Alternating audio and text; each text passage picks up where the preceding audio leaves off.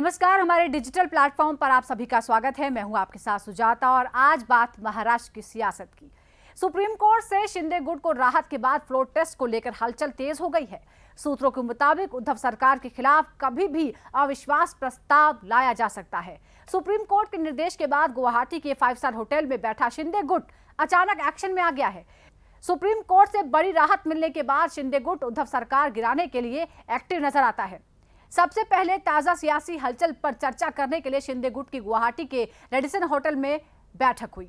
खबर यह है कि इस बैठक में राज्यपाल से संपर्क करने पर बातचीत हुई है।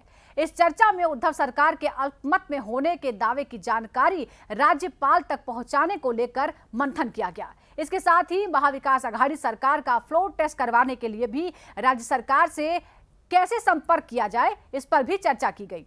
फ्लोर टेस्ट क्या होता है, पहले ये जान लेते हैं, उसके बाद आगे की चर्चा करेंगे। दरअसल इस टेस्ट में फैसला किया जाता है कि मौजूदा दल के पास सरकार बनाने के लिए संख्या बल है या नहीं।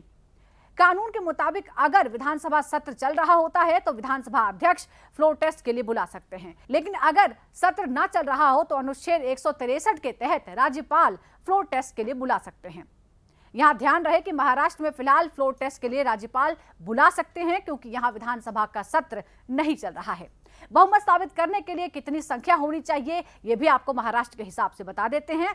महाराष्ट्र की 288 विधायकों वाली विधानसभा में किसी भी राजनीतिक दल को अपना बहुमत साबित करने के लिए 144 विधायकों का समर्थन जरूरी होता है।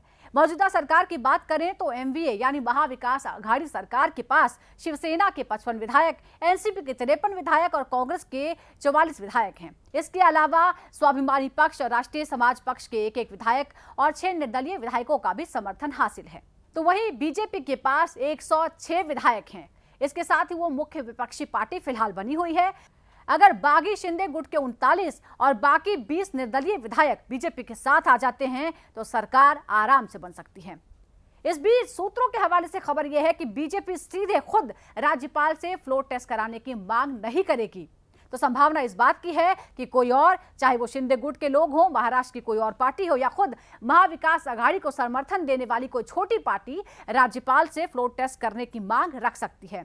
क्योंकि उद्धव सरकार के पास फिलहाल बहुमत नजर नहीं आ रहा है, तो इस बीच ये भी कहा जा रहा है कि शायद खुद राज्यपाल इस पर संज्ञान ले और फ्लोर टेस्ट के लिए बुला लें।